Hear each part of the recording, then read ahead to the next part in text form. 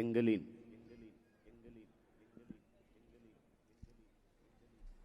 உயிரோடும் உணர்வோடும் கலந்து வாழுகின்ற அன்பு உறவுகள் அனைவருக்கும் வணக்கம்.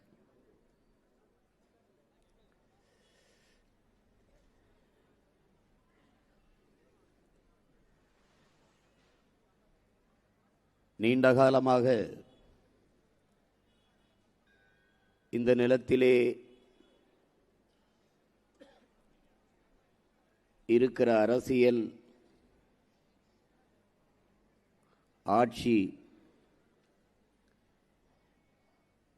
இவற்றையெல்லாம் மாற்ற வேண்டும் என்கிற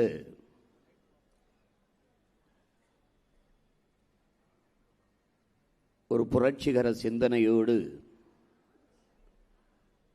உங்கள் பிள்ளைகள் நாங்கள் இது மாற்றத்திற்கான எளிய மக்களின் புரட்சி என்ற முழக்கத்தை முன்வைத்து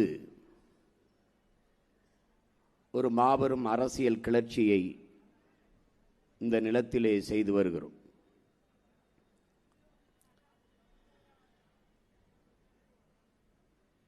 இரண்டாயிரத்தி 16ஆம் ஆண்டு தேர்தல் களத்திற்கு வந்த நாம் தமிழர் கட்சி அதிலிருந்து தொடர்ச்சியாக சட்டமன்றம், நாடாளுமன்றம், ஊரக உள்ளாட்சி, இடைத்தேர்தல் என்று எந்த தேர்தலையும் நிராகரிக்காமல் தொடர்ந்து களத்திலே நின்று முன்னேறி வருகிறது.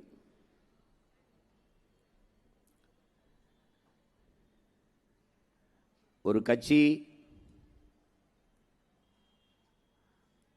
முதல் தேர்தலில் 4.5 லட்சம் வாக்குகளை பெற்று 1.1 விழுக்காடு வாக்குகளை தொட்டு அதற்கு பிறகு அடுத்த தேர்தலை அதே நம்பிக்கையோடு எதிர்கொள்ளுமானால் அது இந்திய துணைக்கண்ட வரலாற்றிலேயே அது நாம் தமிழர் கட்சியாகத்தான் இருக்க முடியும்.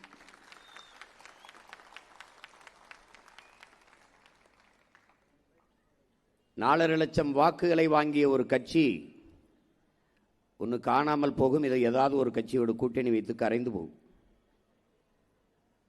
ஆனால் சற்றும் தளராது தொடர்ந்து தொடர்ந்து தொடர்ந்து எல்லா தேர்தல்களிலும் ஒரு சிறு சோர்வுமின்றி போட்டியிட்டு போட்டியிட்டு போட்டியிட்டு தனித்து நின்று 8.22 விழுக்காடுகளை 8.5 விழுக்காடு வாக்குகளை தொட்டு இந்திய தேர்தல் ஆணையத்தால் முழு இசைவு பெற்ற, அங்கீகாரம் பெற்ற ஒரு கட்சியாக வளர்ந்திருக்கிறது என்றால் அது வரலாற்றிலேயே நாம் தமிழர் கட்சியாகத்தான் இருக்க முடியும்.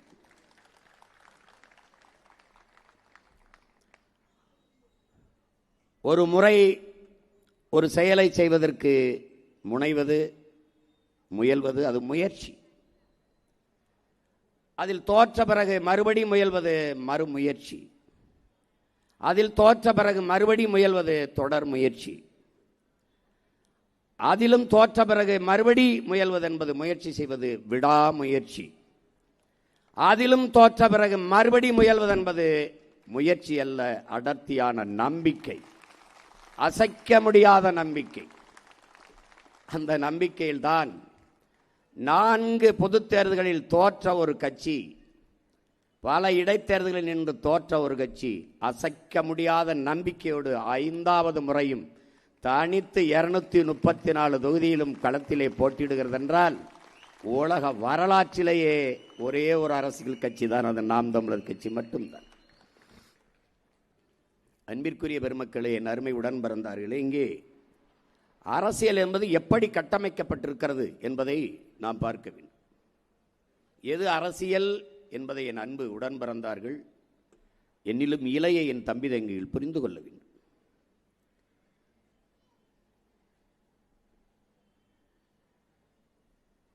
அடிமைப்பட்டு கிடக்கிற உலகெங்கிலும் அடிமைப்பட்டு ஒடுக்கப்பட்டு கிடக்கிற மக்கள் எல்லாம் தங்கள் உரிமைக்காக போராடி விடுதலை பெற்றார்கள். குறிப்பாக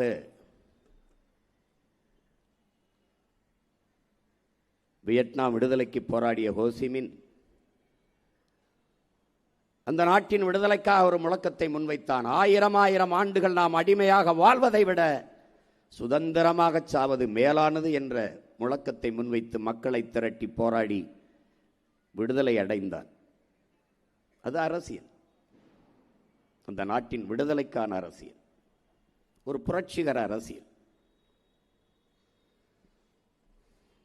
ஓசே மார்த்தியும் ஃபிடல் காஸ்ட்ரோவும் சேகுவேராவும் சேர்ந்து கியூபா விடுதலைக்கு போராடினார்கள். வரலாறு என்னை விடுதலை செய்யும் என்ற முழக்கத்தை முன்வைத்தான் ஃபிடல் காஸ்ட்ரோ. எந்த நாடு அடிமைப்பட்டு கிடக்கிறதோ அந்த நாடெல்லாம் என் சொந்த நாடு என்ற, என் தாய் நாடு என்ற முழக்கத்தை முன்வைத்தான் சேகுவேரா. சரியானது வென்றே தீரும் என்ற நோக்கத்தை கொண்டு கியூபா விடுதலைக்கு போராடினார்கள்.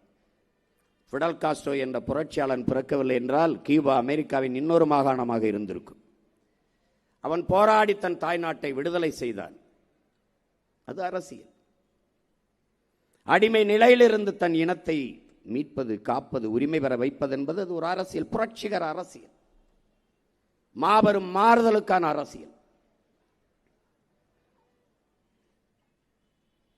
அடிமை நிலையிலிருந்த தன் இன மக்களை உணர்வு சூடேற்றி விசுப்பி விடுதலை பெற்றான் ஆபிரகாம் லிங்கன். இது அரசியல். மார்ட்டின் லூதர் கிங்கும் மால்கம் எக்ஸும் மகத்தான கருத்துக்களை மக்கள் மன்றத்தில் முன்வைத்து முழங்கினார்கள், தன் இன மக்களை எழுப்புவதற்கு, உசுப்புவதற்கு. அது அரசியல்.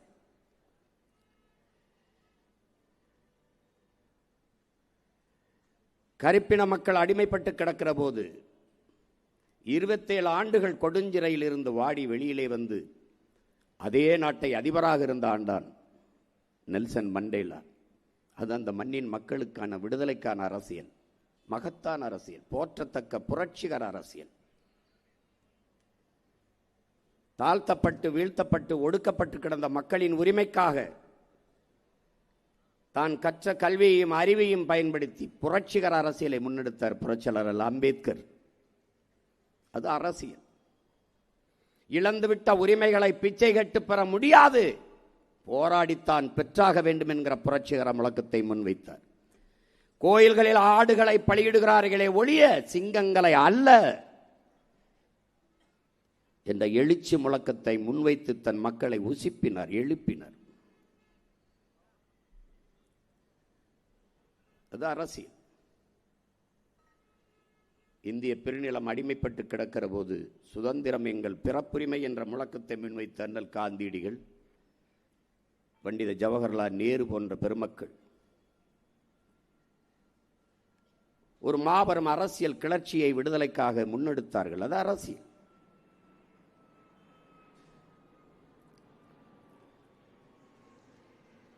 சுதந்திரம்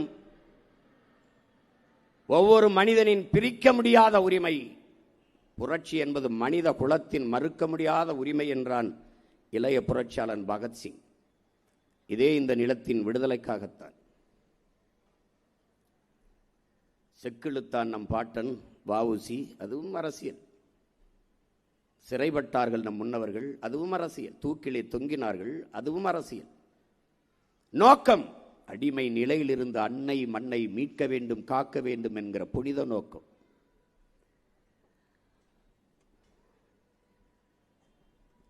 ஆனால் இப்படியான அரசியல், உலகெங்கும் அடிமைப்பட்டு கிடக்கிற மக்கள் அரசியல் செய்து தங்கள் விடுதலையை பெற்றார்கள். ஆனால் இங்கே பன்னெடுங்காலமாக அடிமையாக வாழ்வதற்கே மக்கள் அரசியல் செய்து கொண்டு இருக்கிறார்கள். இங்கே அரசியல் என்பது அரிசியும் பருப்பும் வேட்டியும் சேலையும் 1000ம் 500மாக சாப்பாடும் சாராயமாக மாற்றி நிற்கிறது. அன்பிற்குரிய பெருமக்களே, அருமை உடன் பிறந்தார்களே, சாதி மதம் என்பது வெறும் மனிதர்களுக்கு மட்டுமான உணர்ச்சி. அரசியல் என்பது எல்லா உயிர்களுக்குமானது.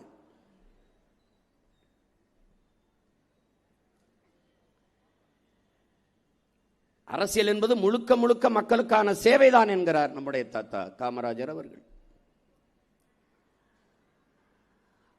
அரசியல் என்பது மக்களின் மீது அதிகாரத்தை செலுத்துகிற விவகாரம் அல்ல, அது மக்களுக்கு ஆற்றப்படுகிற தொண்டு என்கிறார் நம் உயிர் தலைவர் மேதகவி பிரபாகரன் அவர்கள்.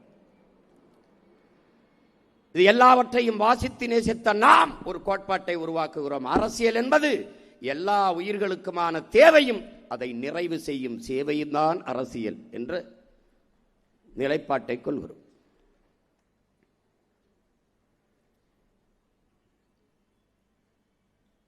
ஒரு நாட்டின் அரசை நிறுவுகிற அரசியலிலே சாதியும் மதமும் தான் முடிவெடுக்கும் என்றால், சாராயமும் பணமும் தான் முடிவெடுக்கும் என்றால், அந்த நாடு நாடாக இருக்காது, சுடுகாடாகத்தான் இருக்கும். பணத்தை முன்னிறுத்தி செய்கிற அரசியல் பண்பாட்டையும் ஒழுக்கத்தையும் சிதைத்துவிடும் என்கிறார்கள்.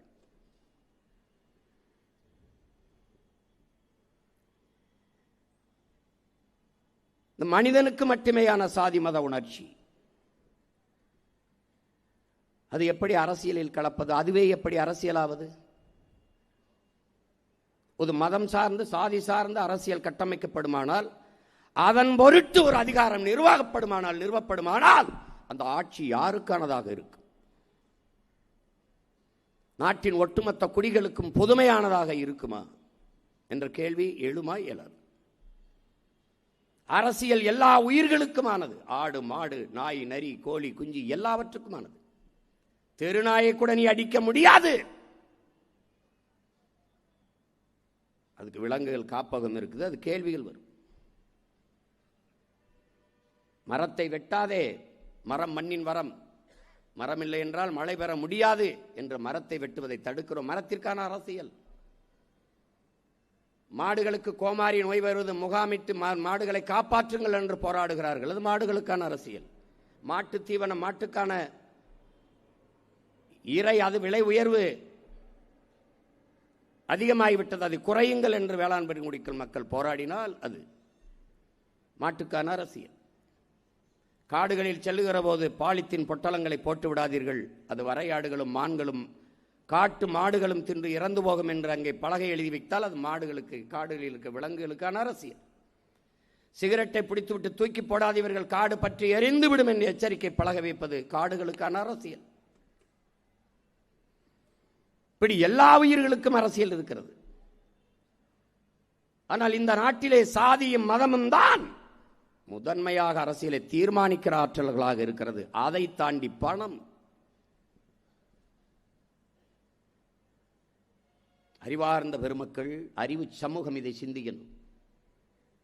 பணத்தை முதலீடு செய்கிற போது, ஒரு தொகுதிக்கு 30 கோடி 20 கோடி என்று முதலீடு செய்கிற போதே அந்த இடத்தில் முதலீடு செய்பவனின் லாப தேவைதான் இருக்கும், மக்கள் சேவை செத்து போகிறது. வாக்குக்கு 2000 காசு கொடுத்து உங்களுக்கு சேவை செய்ய ஒருவன் வருவானா? மக்களுக்கு சேவை செய்கிறவன் எதுக்கு காசு தருகிறான்? ஒருவன் ஒரு வீட்டிற்கு திருடப் போகிறான், சுவரேறி குதிக்கிறான். அந்த வீட்டிலே ஒரு நாய் இருக்கிறது, அந்த நாய் அவனையே பார்க்கிறது, குறைக்கல. அவன் போகிறான், சுவரில் ஏறி மேலே குதிக்கிறான், அப்பவும் குறைக்கல, அப்படியே பார்த்துட்டே இருக்கு. மறுபடியும் உள்ளே போகிறான், அப்பவே அவனையே பார்த்துக்கிட்டே இருக்கு. ஒருவேளை இந்த நாய் கத்தி எழுப்பி விட்டுருமோ அல்லது கடிச்சுப்புருமோ என்று பயந்து அவன் கொண்டு போன ரொட்டி துண்டை எடுத்து அந்த நாய்க்கு போடுகிறான், பாய்ந்து கடித்தது. ஏன்?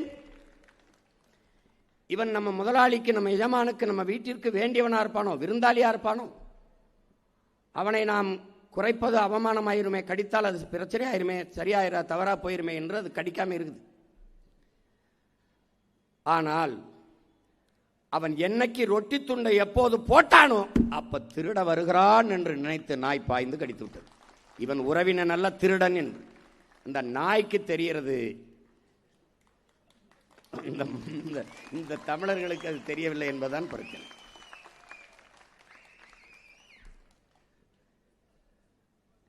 எனக்கு தெரிந்து இந்த நாட்டில் மக்கள் தன்னெழுச்சியாக போராடியது நான் பார்த்தேன். அந்த தெருவில் காசு கொடுத்து விட்டு இந்த தெருவில் காசு கொடுக்கவில்லை என்று வீதியில் வந்து போராடியதை நான் பார்த்தேன். இதுதான் உலகத்திலே தலை சிறந்த புரட்சிகர போராட்டம் என்று நான் கருதுகிறேன். அப்படி ஒரு போராட்டத்தை செய்தார்கள்.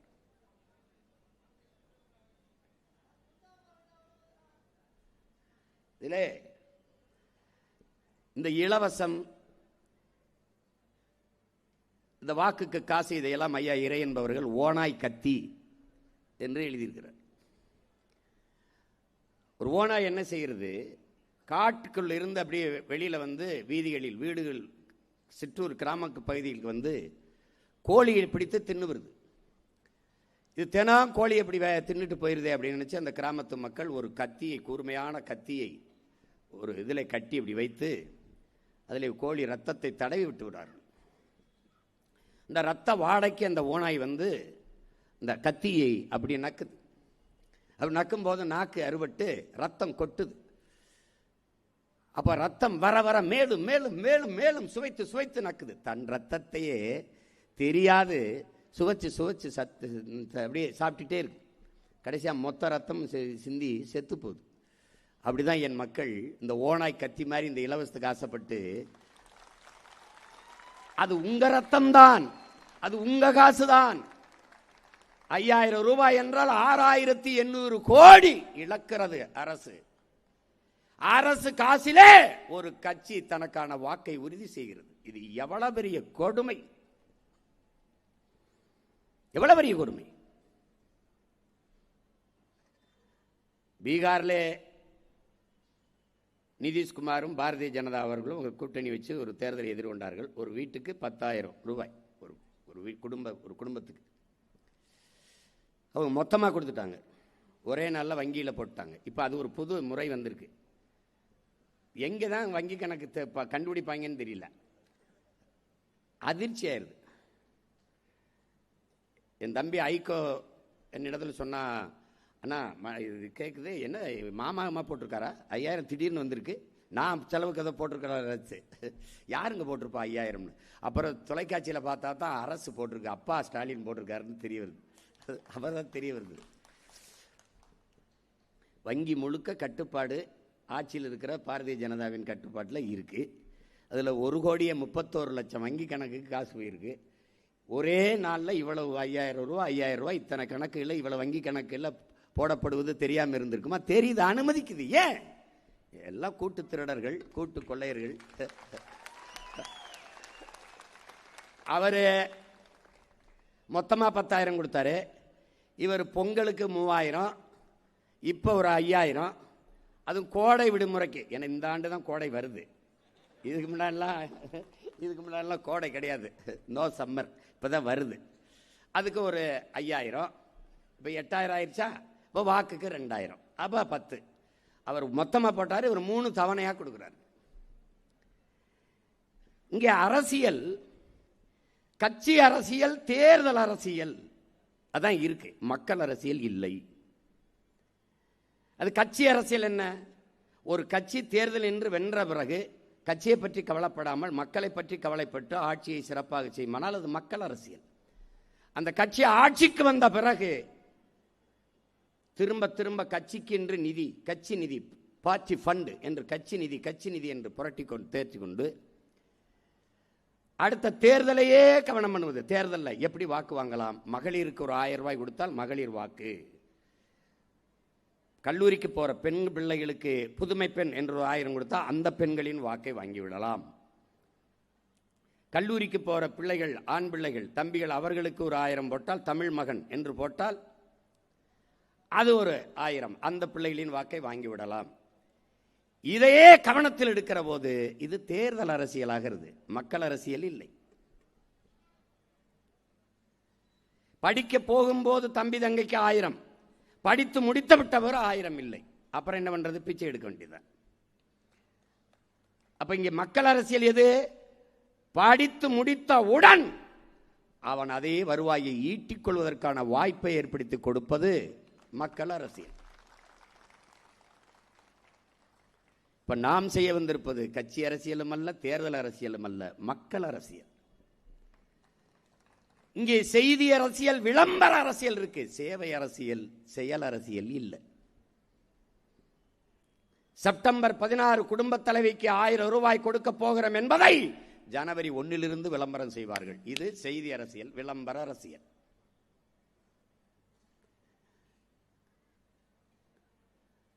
சேவை